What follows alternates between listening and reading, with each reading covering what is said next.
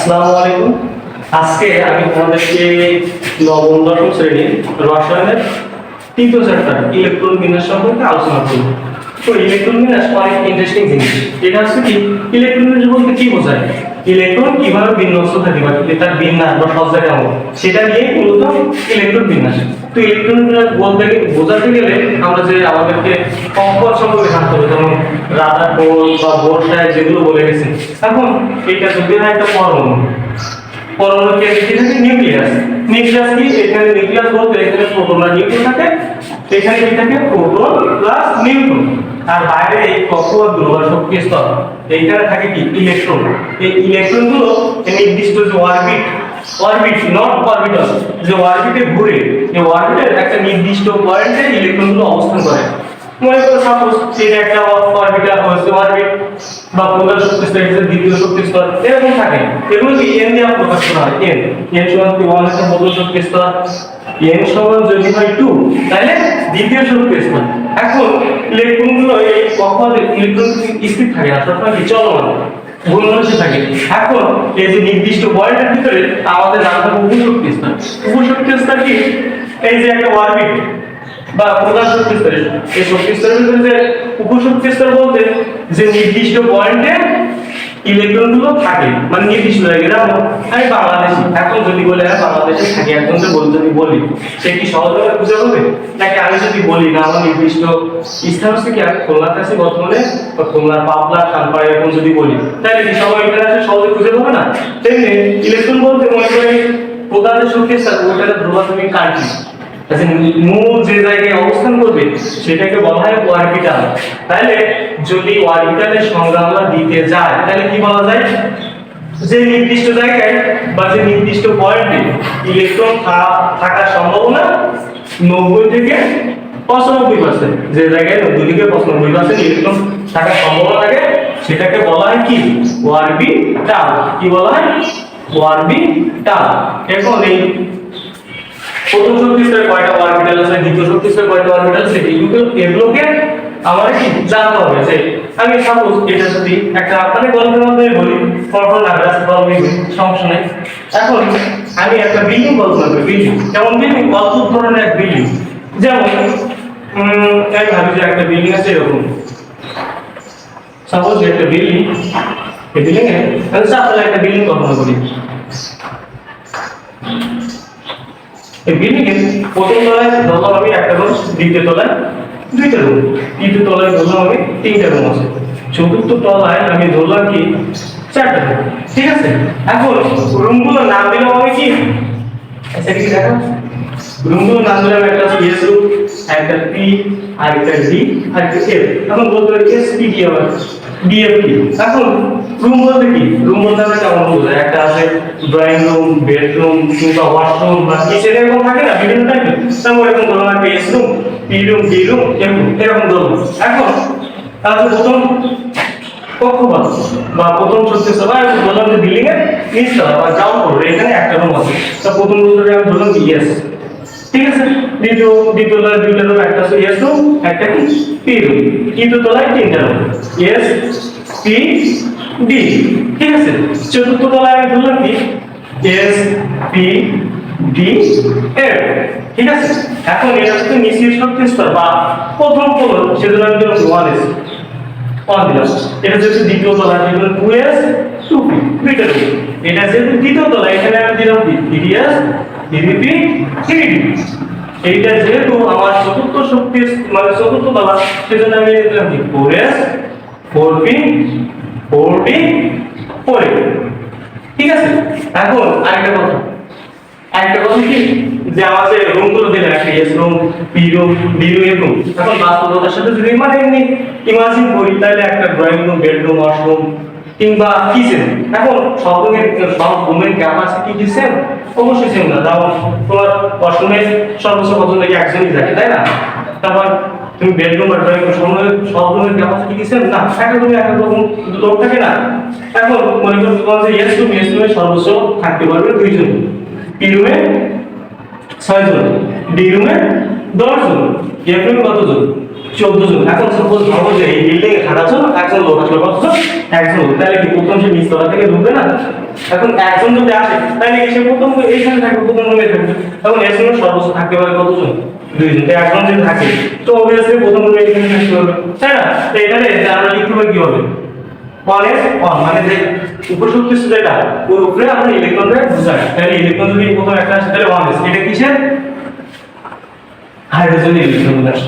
এখন সাপোজ আমি ভাবলাম কি না 2 জন লোক আসলো, তাহলে 2 জন লোক আসলে কি করবে? সে এই নিচতলা দিয়ে তো ঢুকবে নাকি? এখন যদি ঢুকে তাহলে দেখা যাবে প্রথম রুমে সে ঢুকবে, ঢুকলে এখানে সমস্ত থাকতে পারে কতজন? 2 জন। একজন থাকছে কি এর সাথে আরেকজন থাকতে পারবে, এর সাথে যদি আরেকজন থাকে তাহলে কি হবে? 1s2 দাও, তাহলে কি হবে? 1s2। এটা কিসের ইলেকট্রন না? হিলিয়ামের ইলেকট্রন না। এখন যদি আমি বলি যে এখানে আবার আরেকজন আসলো, 3 জন, মনে করো প্রথমে একজন আসলো, তারপর একজন আসলো, এটা লিখছিলাম। যদি এখানে আবার আরেকজন আসে, সবাই তো নিচ তলা দিয়ে ঢুকবে নাকি? নাকি একবার উপর তলায় ঢুকতে হবে? চতুর্থ তলায় অবশ্যই যাইতে পারবে না। তাহলে যদি 3 জন আসে, দেখো তো আমার এস অরবিটাল সর্বোচ্চ মানে প্রথম যে এস নামে যে রুমটা আছে এখানে থাকবে 2 জন না? তাহলে এখানে সর্বোচ্চ 2 জন থাকতে পারবে। এখানে অলরেডি 2 জন আছে, পরে একজন আসবে, তখন 3 জন হবে। 3 জনকে থাকতে পারবে? অবশ্যই পারবে না। তাহলে কি তার বিকল্প পথ হিসেবে হয় সে বেরিয়ে যাবে অথবা কি উপরে শক্তি চলে যাবে দ্বিতীয় তলায়। এখন দ্বিতীয় তলায় যদি যাইতে চায় তাহলে সে যাবে কি এই রুমে যেতে পারে বা এই রুমে যেতে পারে, দুইটা যে কোনো একটা, তাই না?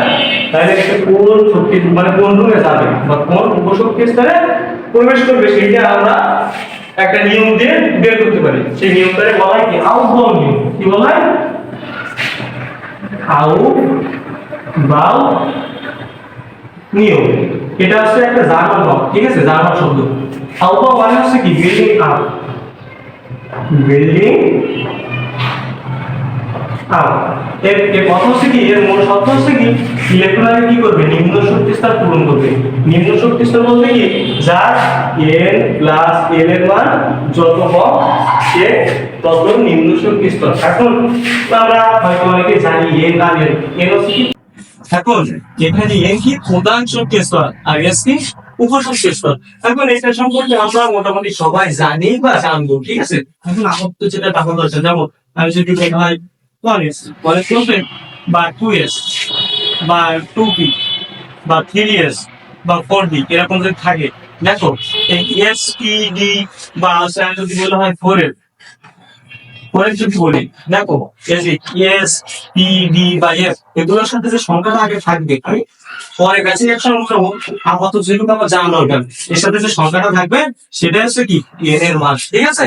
এন এর মান। তাহলে এন যদি এখন এই যে ইলেকট্রন 2 এর হইছে কোন শক্তির সাথে কোন শক্তির সাথে নাম সেটা আমরা সহজে এভাবে হিসাব করতে পারবো। তো এখানে আমার যে ঘোড়া গাইছিলাম এখানে ওই প্রথম তলায় আছে এক রুম, দ্বিতীয় তলায় দ্বিতীয়, সেইভাবে আমি করছি আর কি। আর এম প্লাস এর হিসাব করে আমার এটা আসছে। দেখো প্রথম যদি ইলেকট্রন আসে দেখো মানুষ ফিল আপ করবে, তারপর ফিল আপ করবে, তারপর যাবে সে 2s, দ্বিতীয়বারে দেখো যাবে 2p পরে যাবে 3s, তারপর যাবে 3p তে তারপর 4s, তারপর যাবে 3p 4p 5s, তারপর যাবে এখানে আছে 4p 5p 6s, তারপর কি পরে 5p 6p 7s, এরকম ভাবে যাবে, ঠিক আছে?